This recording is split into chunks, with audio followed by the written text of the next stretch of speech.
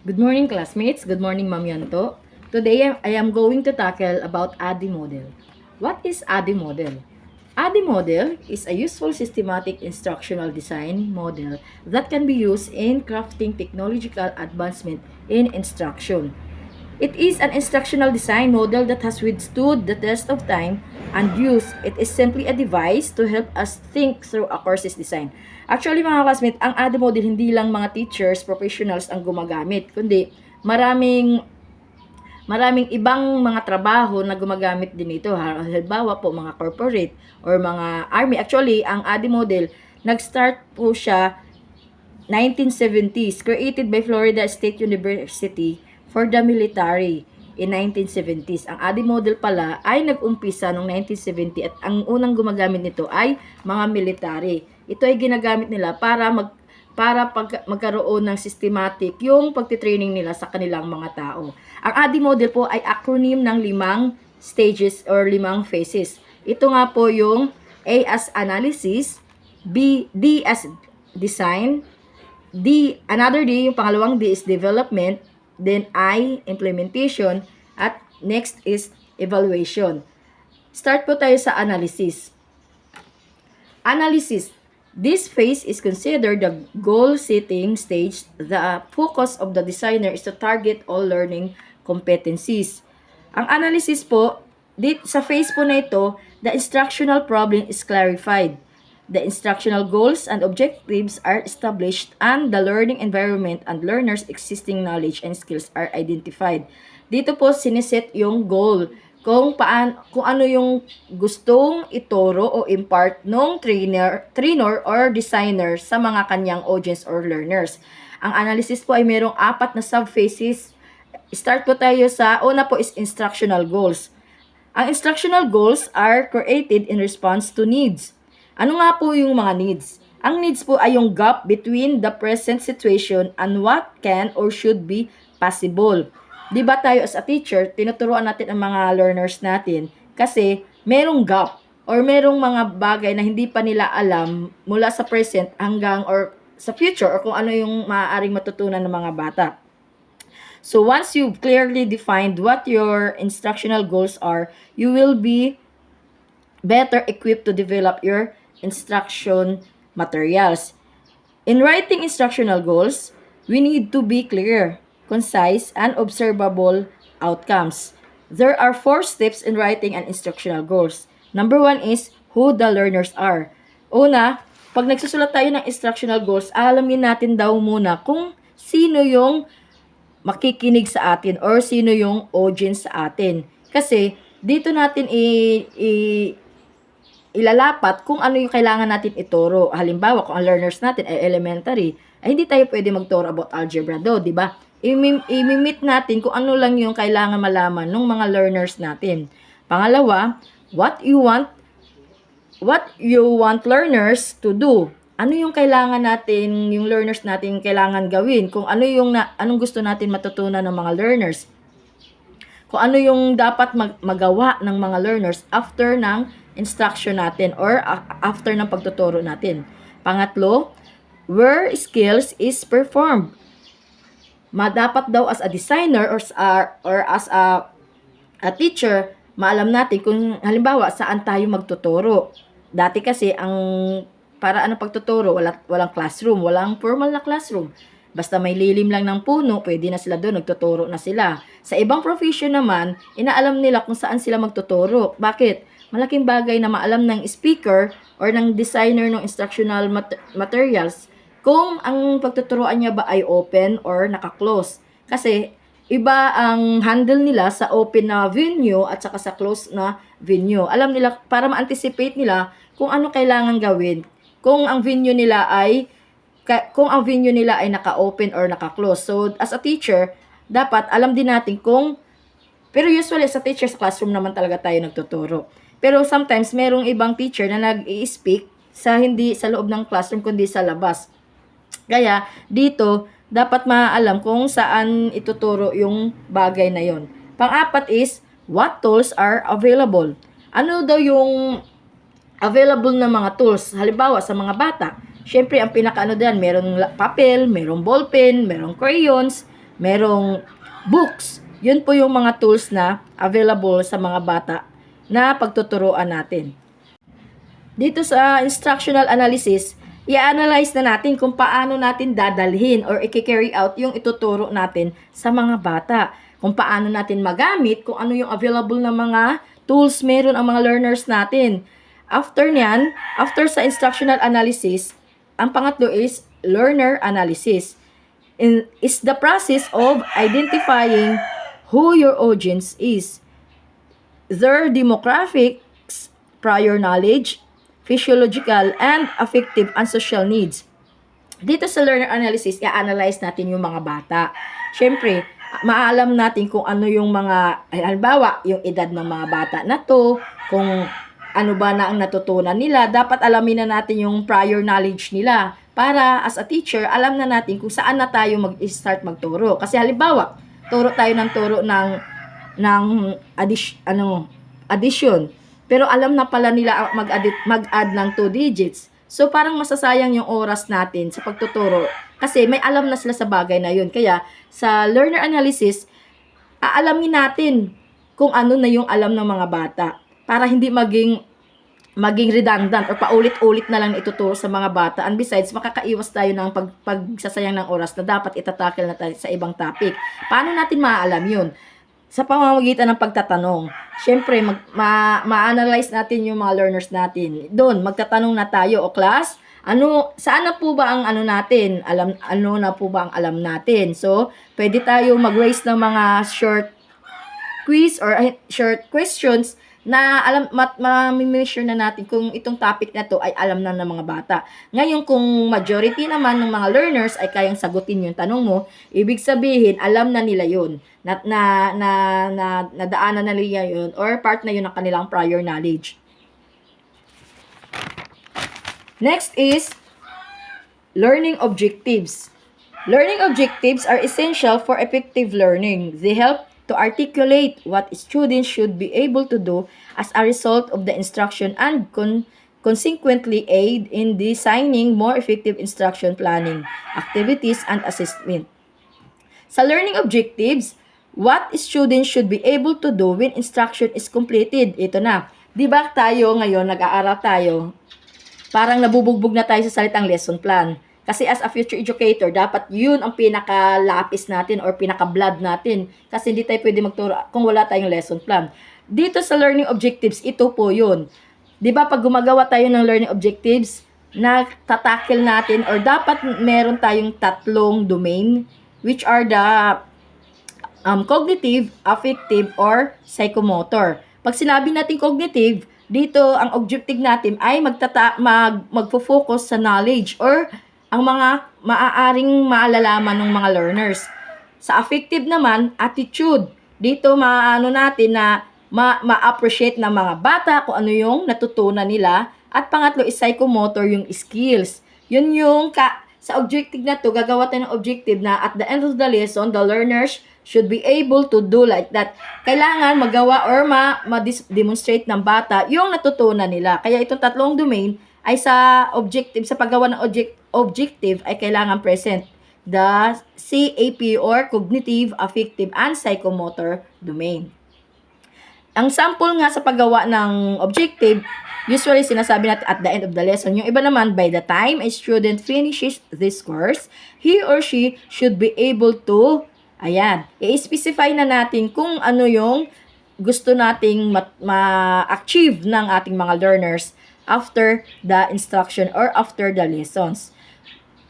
In making an objective, we must be specific and use strong verbs that specifically define student performance. Yun nga po, di ba sa objectives, andun yung mga verb na dapat gamitin natin at pag yung verb na yun, mabasa natin, maalam natin, ito ay part ng knowledge, part nito ng attitude, or part ito ng skills.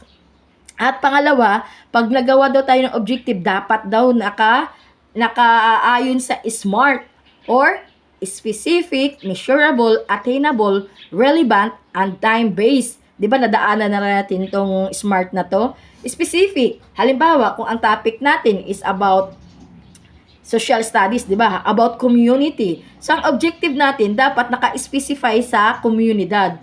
Hindi tayo pwede gumawa ng objective na hindi about sa komunidad kasi nga, ang tinuturo natin is about community.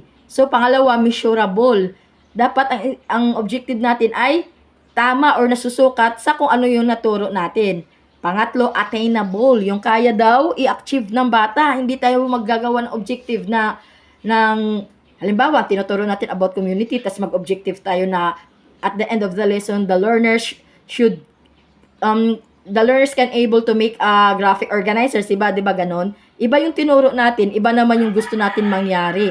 Kaya, dapat attainable or yung kayang gawin ng mga bata. Pang-apat is relevant.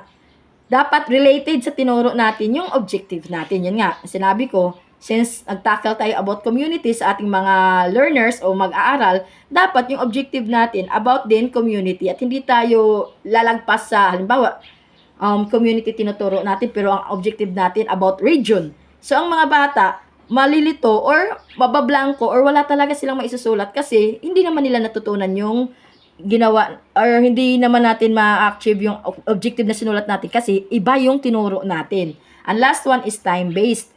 Yun, naaakma sa panahon kung ano yung tinuturo natin as a teacher. Next po is the first D, which is the design.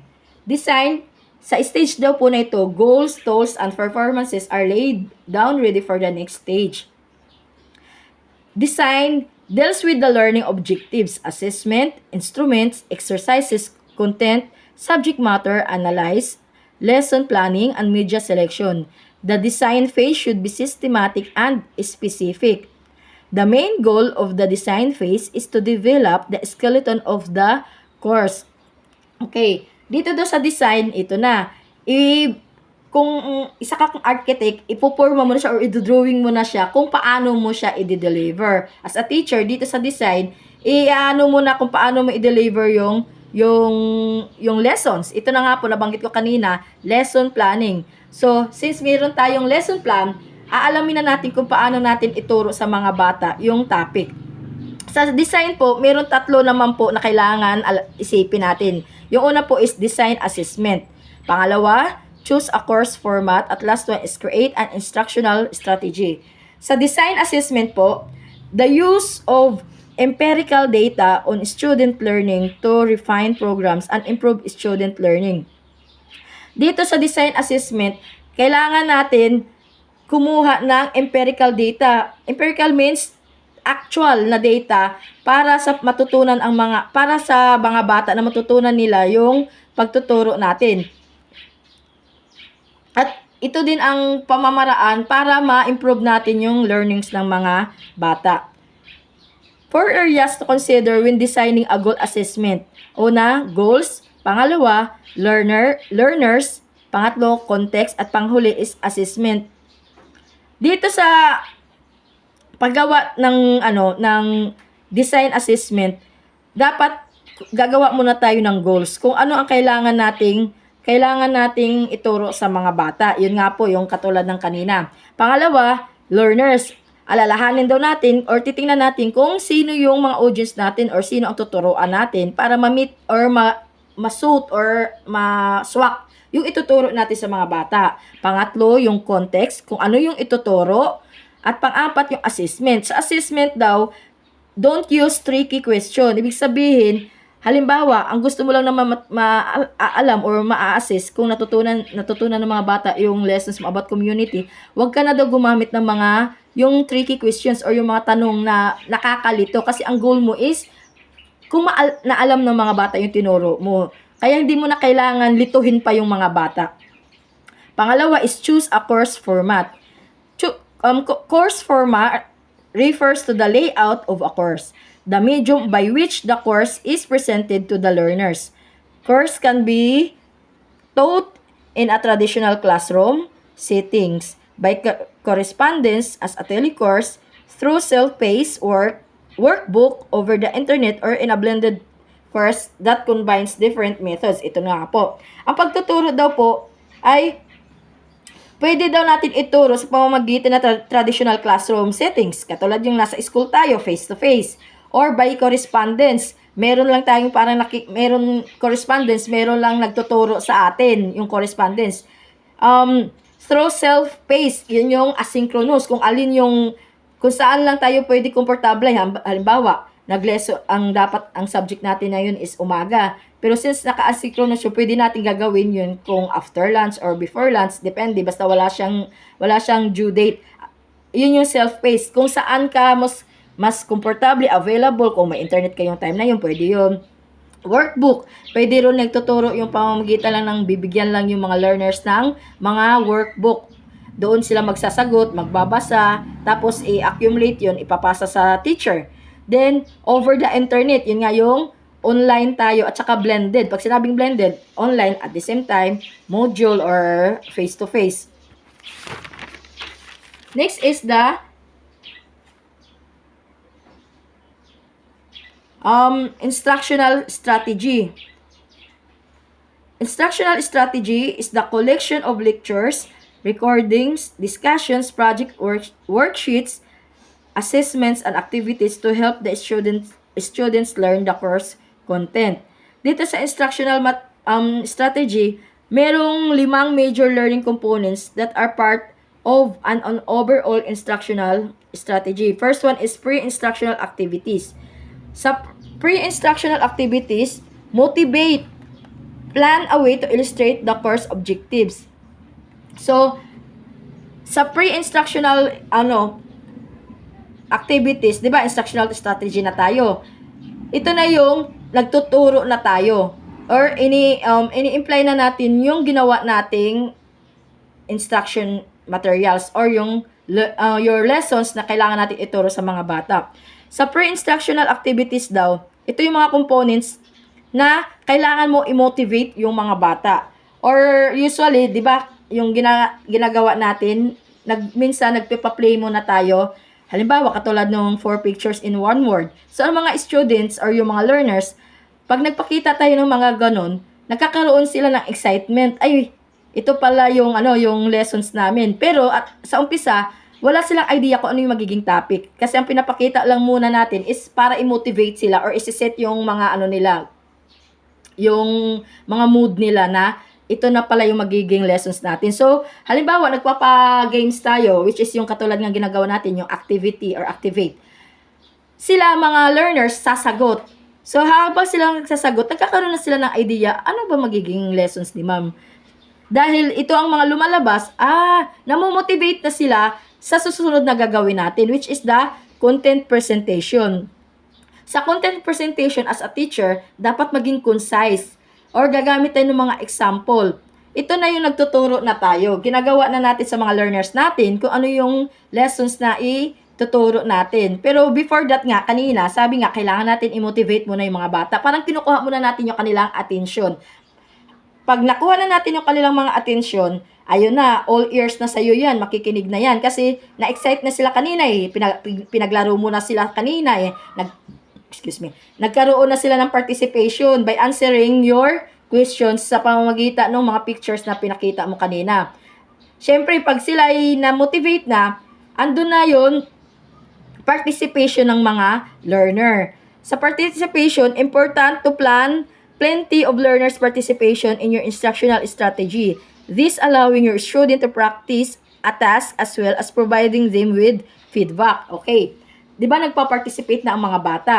Ganahan na yan sila. Halimbawa, pag nag-participate ang mga bata at sasagot at medyo hindi naman akma yung sagot or hindi tama, ayun, magbibigay tayo as a teacher as feedback. Pero, hindi in a way na ma-insulto yung ating mga learners. So, yun nga, di ba sabi nga natin, since mga bata yung mga hinahawakan natin, iwasan natin na magbigay ng salita na nakaka-degrade or nakakababa ng self-esteem ng mga bata. Kasi, dadalhin nila yon as hanggang paglaki nila. Maapektuhan yung kanilang personalidad. Sa atin, wala lang yun. Pero sa mga bata na nakatanggap, kinikim-kim na pala nila yun. Kaya minsan, may mapapansin tayong mga learners na matatalino naman, pero never mong marinig na nagpa-participate. Bakit? Andun na kasi yung hesitation nila na, although alam nila yung sagot, andun yung naghihesitant sila na what if mali? Or what if maano ako ni ma'am, mapagsabihan, tas pagtawanan ako ng mga classmates ko. Kaya, meron din mga bata na kahit mali, go lang sila ng go. Depende po yun sa mga bata.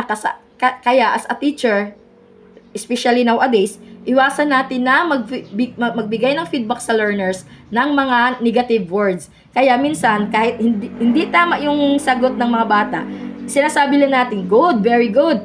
Pero, another one, or another idea, gaganon tayo, hindi na tayo mag-feedback ng or magsasalita ng hindi maganda. Kasi dati, sa mga panahon before, okay lang, para tayo, especially ako, 1984 ako, mga elementary, high school days ko, normal lang yan, walang tinatawag na mga depressed or mga ano-ano dati. Mga teacher dati, napaka-terror sa sinasabi ko sa inyo. Ako personally, na naranasan kong mabatokal ng eraser dahil sa kadaldalan ko. Hindi ko alam pala malaki boses ko. Nag-lecture yung teacher ko sa Filipino. Hindi kasi ako aware na malaki boses ko. Akala ko bumubulong sa classmate ko. Yung pala rinig ng teacher ko. Ang ginawa ng teacher ko, binatokal ako ng eraser. Syempre, hindi ko isusubok sa magulang ko yan. Kasi pag naalam ng magulang ko, another palo na naman yun. Ganon dati. Pero ngayon, iba na. Ang teacher parang tutuklok na ng mga, parang inaano na ng mga learners. Kaya, tayo as a future educator, iwasan natin mag-side comment or magbigay ng feedback na negative sa learners para hindi maapektuhan yung mga bata at hindi magbabago yung mood ng mga bata sa pag-participate sa ating mga discussion. Next one is assessment. Ang assessment po ay yun, dito nga natin maaalam, magbibigay tayo ng short quiz or kahit sa oral na assessment pwede. Halimbawa, as a teacher, magtatanong tayo, what is community? Di sasagot yung isang learner natin. Isang way na po iyon para ma-assist natin yung mga learners kung natututo sila sa ating tinuro. Kasi pag isa-dalawa lang sumasagot sa'yo, probably isa-dalawa lang ang natututo sa tinuturo mo or nagkaroon ng focus habang ikaw ay nagle-lecture. In assessment din, pwede rin tayo magbigay ng written quiz or written assessment para makita din natin or ma-measure natin yung natutunan nila habang tayo nagtuturo. Last one is follow-through activities. Review and internalize the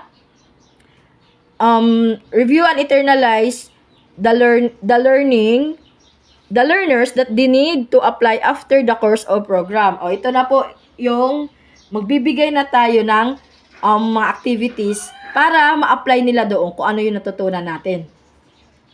Next, letter D is the development. In this stage starts with the production and testing of various methodologies used in the plan. Relevant in this stage are the data gathered from the two previous stage. Sa development po, focuses on developing and refining each element. This means that grammar, syntax, design, and everything else, down to the last bit of every detail, will be ready for learner consumption.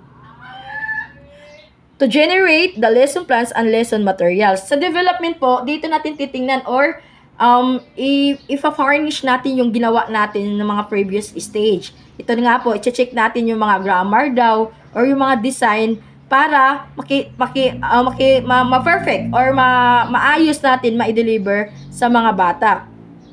Sa development, merong tatlong kailangan din natin kailangan natin gawin, which is create a sample instruction, develop the course materials, conduct a run-through. Dito sa development, gagawa tayo ng sample instruction. Tapos pangalawa, develop the course materials at conduct a run-through. Halimbawa, ano ko tong development as, halimbawa, gumawa na ako ng sample instruction.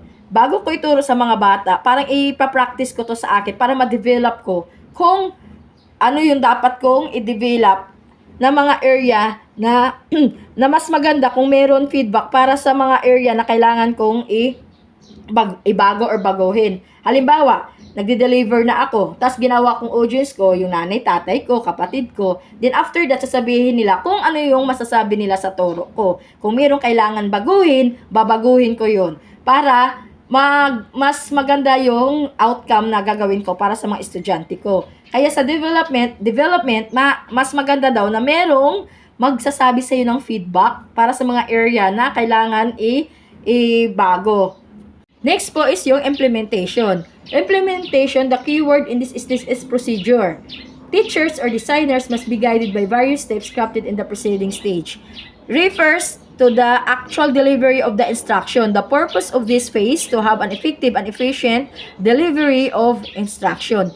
In this phase, preparing the learners and arranging the learner space are very important. Ito na po yung ituturo na natin kung ano yung ating hinandang instruction para sa ating mga learners. Sinasabi dito na importante daw po na ihahanda natin yung learners at yung learning space. So, ito nga, di ba, sa isang subject natin na teaching profession, meron doon, what is a conducive classroom, or paano mo ma-describe yung classroom na conducive to learning, di ba? Tinanong tayo noon. Same with this, kailangan ihanda natin yung classroom natin. Halimbawa, yung classroom natin nakasara mga bintana, syempre, mga bata maiinitan. So, before mag-start, dapat well ventilated yung classroom. Pangalawa, yung light natin is malinaw kasi kung madilim nga naman yung mga bata, hindi magkakaroon ng magandang learnings kasi hindi nila makikita, or halimbawa nadidiliman sila. Yun pa isang way na magko-contribute na halimbawa aantokin yung mga bata kasi madilim or madim light masyado yung kwarto. Yun yung mga bagay or mga dapat alalahanin natin or isalang-alang sa pag-prepare ng learning space. Isa pa po yung mga seating arrangement nila. Kailangan natin ayusin din yung mga upuan nila na naka well preferred na makinig sa atin as a teacher. Aside from that, aside sa learning space, ihahanda natin. Syempre, yung mga bata, ihahanda din natin. Yun na nga po. Kasi, di ba, usually sa mga bata, bago mag-start yung klase, naglalaro para yan. Or, halimbawa, kumakain. Yung mind nila or mindset nila, andun pa sa paglalaro. So, before tayo mag-start as a teacher, i-set mood na natin sila na mag-start na tayo sa klase. Yun nga po, yung iba, nagbibigay na ng mga house rules na kailangan, ng mga tao. Andito na tayo sa klase, kailangan na natin tahimik, umupo ng mga maayos, at makinig kay teacher. Isa sa kailangan din natin gawin, yung mga upuan, huwag natin masyadong dikit-dikit kasi, di ba usually mga bata napakakulit.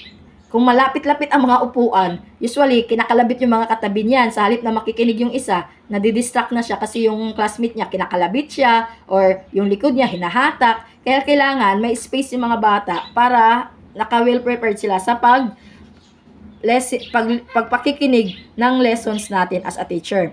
Last one is the evaluation. Evaluation, this final stage evaluates both the process and the outcomes of the model. In here, the teachers are encouraged to see the results formatively and summatively. Sa evaluation po, measures the effectiveness and efficiency of the instruction. This can be formative or summative. Pag sinabi natin formative, a process.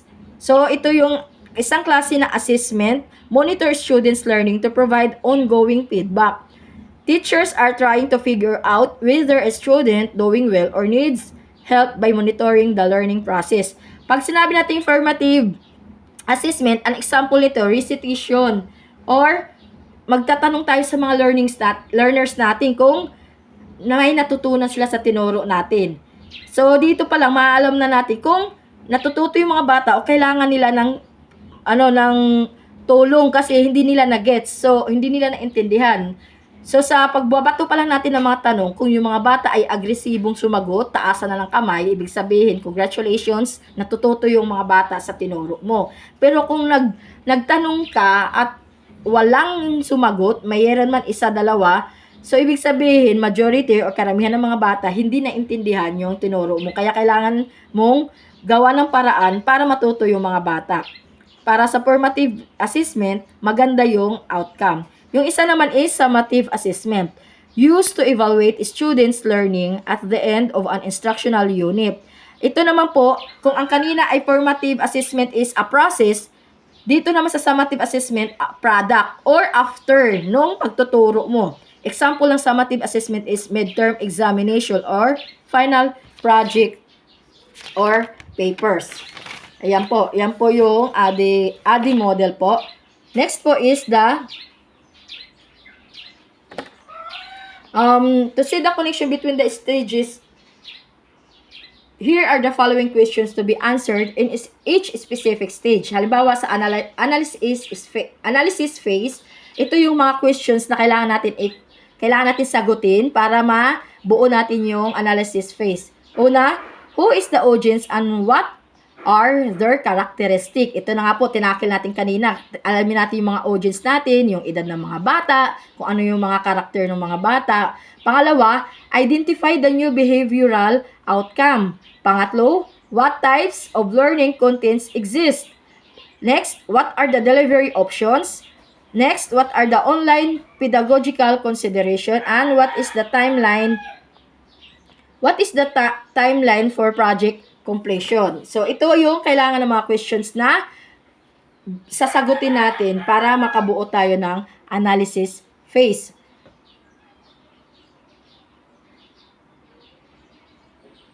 Next po is the design phase.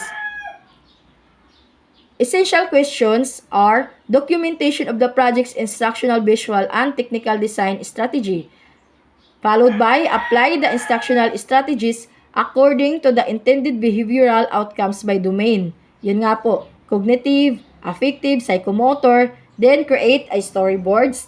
Last is design the user interface and user experience. Next stage is development phase. The essential questions here are prototype creation, apply visual design, what content is to be created, what designs can be used, how do you review the features of the design. Next one is implementation phase.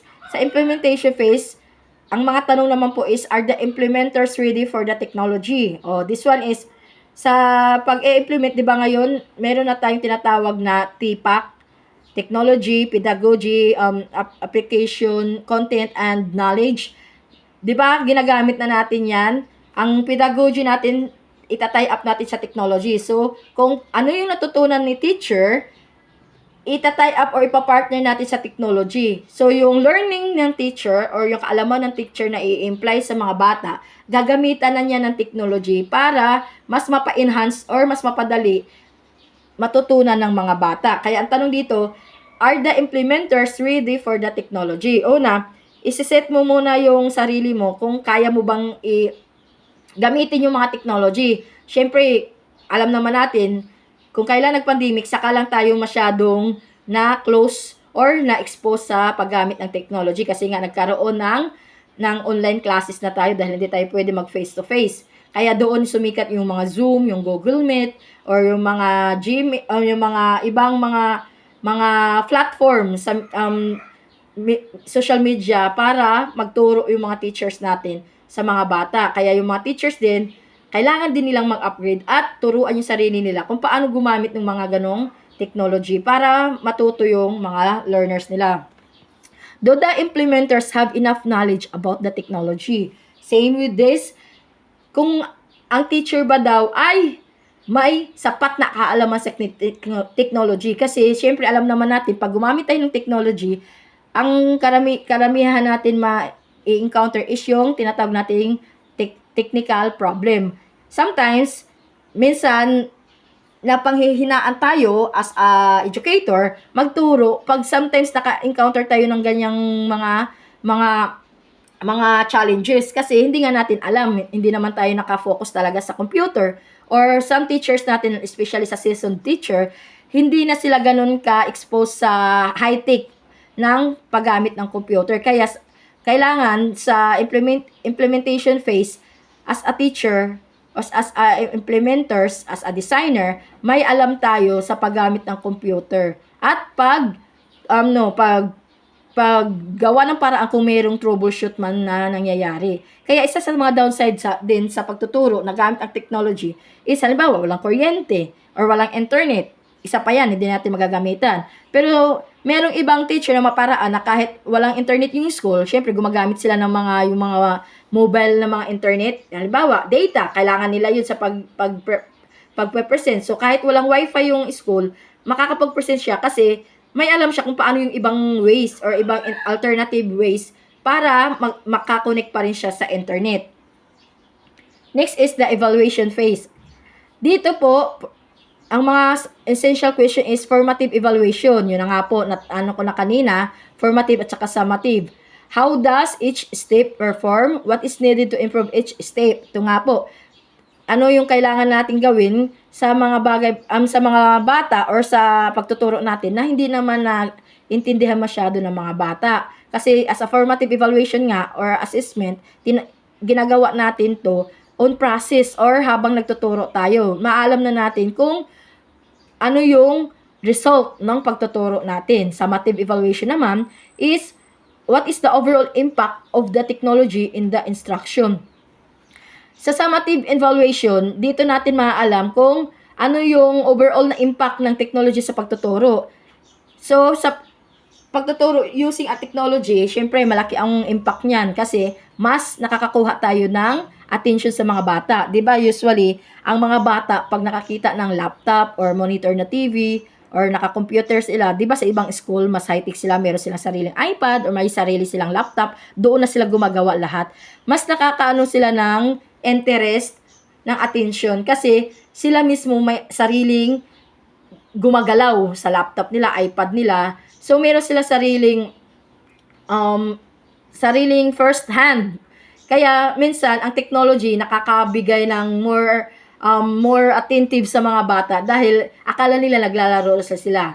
Meron ding ibang teacher na gumagamit ng pagtuturo, hindi typical na mga words ang ginagamit. Ginagamit nila yung actual, halimbawa sa pagkakanta or sa pagpapalaro. So, even naglalaro sila, merong learnings. At ang mga bata ay mas natututo kasi merong first-hand experience yung mga bata.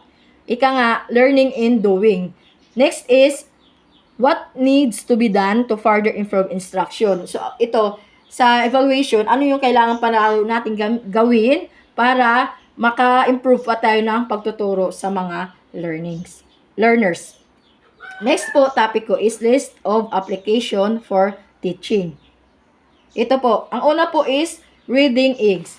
It's a multi-awarded application that helps children to read using interactive reading games and reading lessons. The children will learn to read while enjoying overall over 2,000 ebooks. Sa Reading Eggs po, ito po yung mga application na ginagamit na ngayon. Ito po ay may premium, pero pwede rin po magamit siya na walang premium. Pero syempre, pag may premium, ma-unlock mo yung ibang mga ebooks nila. Ang Reading Eggs po, this application helps children to develop comprehension skills by providing interactive and engaging activities that build vocabulary, reading fluency, and the ability to infer meaning from text, videos, and activities. Ito tinignan ko sa YouTube. Parang mga typical lang din na po na pag sign up ka, pipili ka ng edad. Halimbawa, anak mo, 2 to 3 years old, mga ganun. Pipili ka ng edad doon para ang i-feed nila sa'yo, yung para lang po sa edad ng 2 to 3 years old. Kasi halo po siya eh. Marami po siyang klaseng learnings.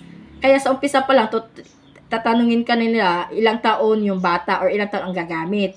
Kaya ititik mo doon kung ilang taon yung baby mo. Halimbawa, 1 year old or 4 years old. Para ibibigay nila sa'yo kung ano lang yung pang 4 years old, pang 1 year old, or pang 2 to 3 years old. Next po is Curious World Play. Learn, Grow. This app is packed with various types of activities to educate and amuse children from videos to fun-filled activities. The learners will be inspired to participate in class. Sa Curious World Play, Learn, Grow gives your kids access to explore and expanding world of curiosity, building fun. Unlocks unlimited access to hundreds of education games, books, and the ability to infer meaning from text. Dito, meron silang activity na iti-text mo yung gusto mong malaman, tapos merong sasagot sa'yo. Pero itong app nito, merong interaction ng bata. Meron silang, halimbawa, hindi lang sila nakikinig, kundi merong part doon na sasagot yung bata. At nagkakaroon ng interaction yung bata dito sa app na to. Next is mental app educational games. This type of app enhances the critical thinking skills of children as they solve different types of problems in various ways. Mental app educational games provide scientific and gamified brain training and fitness exercise for 4 years old to 13 years old children to improve their cognitive and physical skills. Next up, Edmodo is a social platform used for communication, polling, assignments, quizzes, etc. Teachers can easily send handouts and quizzes on this app.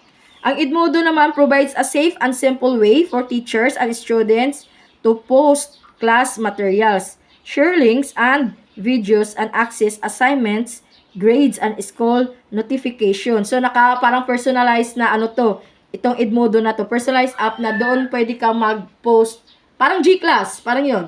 Pwede ka mag-post ng mga assignment doon, ng mga activities or mga link at saka videos.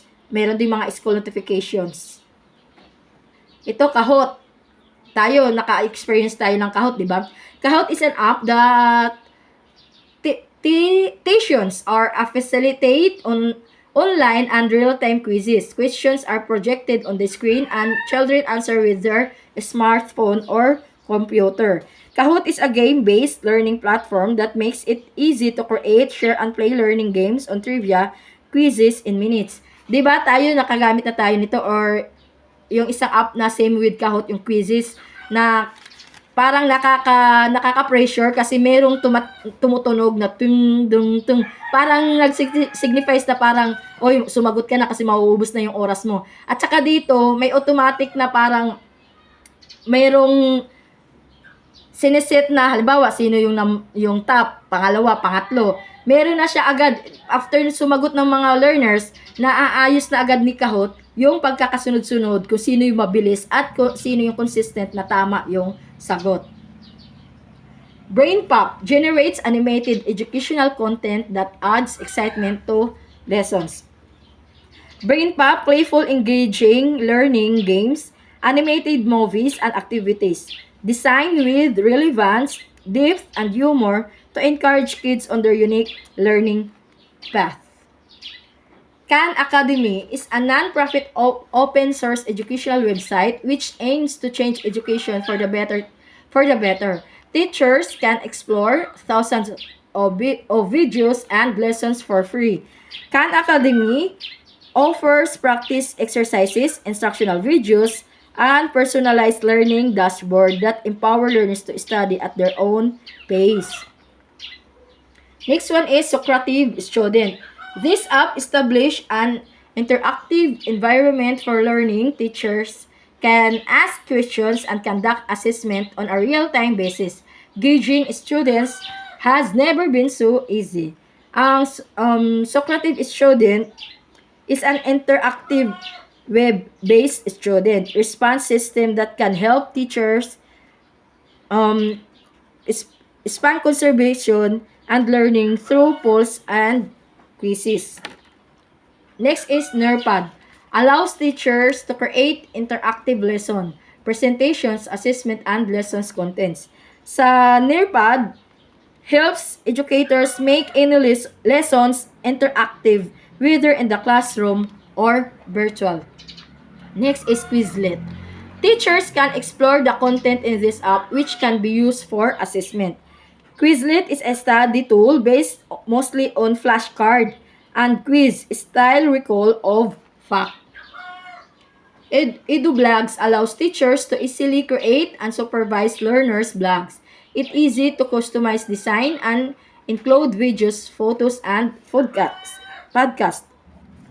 Sa EduBlogs, an EduBlog created for educational purpose.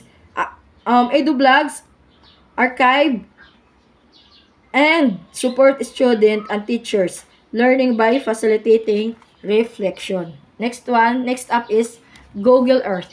Google Earth offers the means to present geographic data from a wide variety of sources together in a geospatial context.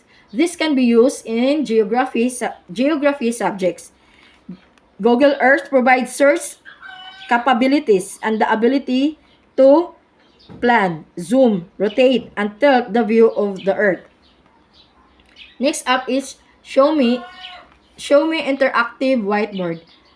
Show Me Interactive Whiteboard is an app allows teachers and students to create Show Me presentation that can be shared via the device to a group of students. Teachers can record and create engaging presentation by using tools such as adding text and images. Show Me Interactive Whiteboard allows you to record voice over whiteboard tutorial and share them online. Book Creator. It is a rare lesson creation app that is very accessible. With this app, both teachers and students can create useful and astonishing ebooks, magazines, and others easily. Book Creator is used in classroom around the world to demonstrate learning and express creatively. Last is Shubi. Shubi, this app can help teachers to easily and quickly distribute assignments, handouts, videos, etc. to students. Students can also send their works through Shubi. Shubi is used by teachers to assign, collect, and review student works. Last one is EduCreations, Interactive Whiteboard. This is an app engineered for teachers to present lessons that can be shared to students, other teachers, and parents. Education is an exceptional interactive whiteboard with a screencasting tool that is powerful and fun to use. EduCreation is a unique interactive whiteboard and screencasting tool that is simple, powerful, and fun to use. And ito na po yung last part ng aking lessons. Thank you po, Ma'am Yanto and classmates. Thank you po.